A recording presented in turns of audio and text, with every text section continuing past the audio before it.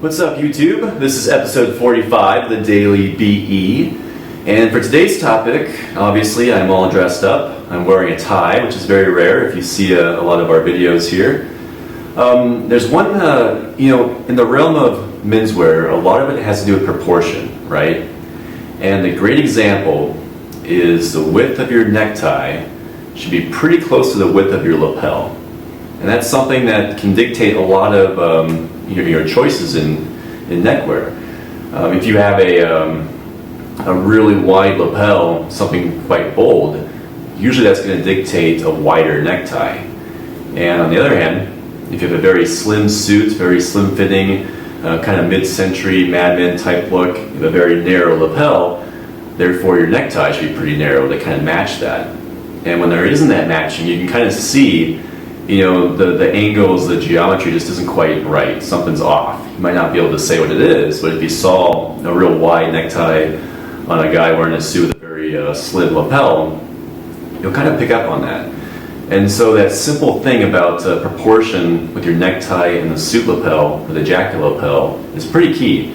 Now you have a little bit of a slop. That's not be perfect, right? You don't have to go down to the 1/8 of an inch and make it absolutely perfect. But as a general rule of thumb, you don't want to go too far away. So what does that mean? Let me show you a couple examples. I have I'm pulling out some ties from when I was a little kid, and ties are a lot wider to kind of compare and contrast on a couple jackets. This one's a peak lapel, which I think you have a little bit more leeway because it is a wider lapel with that peak coming out. But I have a couple notch lapels. I think I'll probably get that mannequin again and show you guys. So let's take a look. Okay, so here we are on the table. I decided in lieu of the mannequin, this is probably easier to show you since it's lying flat. So a couple jackets here. I'll start with this one. This is a Cool Breeze, my summer weight jacket. And this is a very kind of, I'd say very modern, very standard lapel width. And it's a notched lapel, as you can see. And for comparison, let's say I laid down this tie. And forget for a moment, how well it may go with this particular coat, and just kind of look at the size of it. I'll zoom back a little bit. And it could be easier. I think in a future episode I'll try and get dressed up and have someone help me. Maybe I can rope Brett into this to show someone wearing it. But you can kind of see, I think, easily that this is a really big tie, right? There's a lot there. And if we size it up to the lapel, well, the lapel gets covered up by it because it's so much larger. And if I were to kind of fake it and just show you the width here, we're probably about an inch or so off. So it's a much larger tie than the size of the lapel. So compare that to something that is much more a modern necktie. And to kind of do the same exercise, pull back a little bit. And what do you think? A little bit more in proportion, right? And we kind of get these complementary angles from the lapel and the tie.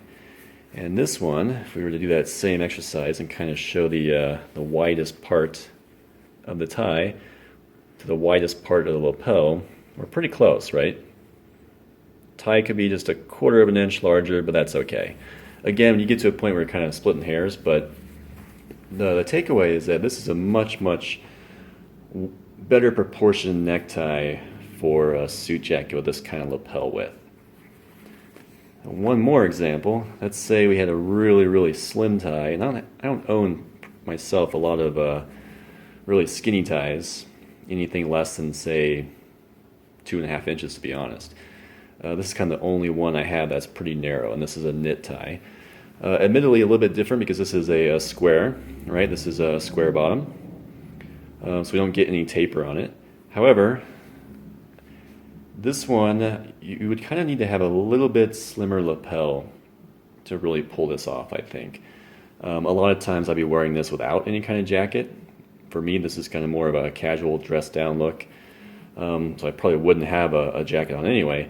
But you can see that we are, quite a bit smaller. This is almost in the realm of a skinny tie. And if it were a skinny tie, you're going to really see a difference between the width of that tie and the rest of the coat. The whole look that you're trying to create is going to be skewed a bit by having this really narrow tie. So one last example, and this is my my peaked lapel one button coat. We just did an episode on this. So a little bit different when we have the peaked lapel, but at the same time, you know, if we put on the more modern necktie and kind of zoom back, we see pretty good proportions, right? Everything kind of looks the way it should. And if we compared it to the lapel, again, the widest part of the necktie to that of the suit jacket lapel, or the sport coat jacket, pretty much right on.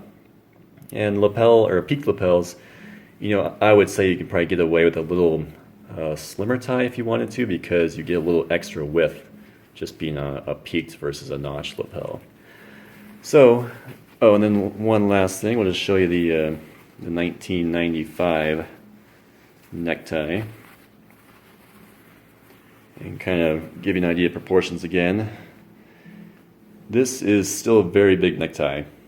Again, though, because we have a peaked, I would say you have a little bit more wiggle room to wear something like this, but it's still going to be a sizably large necktie as opposed to, again, our more modern tie. So, for instance, I think this is about a 3-inch necktie, maybe 3 1/4, and this is about, what, 2.5 or so. So quite a bit of a difference over the last 15 years or so, or longer than that. So there you have it. The takeaway is when choosing a necktie, make sure that you're pretty darn close to the width of whatever jacket lapel you're going to most often be wearing. And the whole idea is to maintain that proportion in everything that we do, which comes up again and again and again when we start looking at menswear. We will look at some other examples in different areas in the future, but for now, that's kind of what I wanted to get across. If you have questions, please feel free to comment below, and don't forget to subscribe. All right, guys, thanks for watching.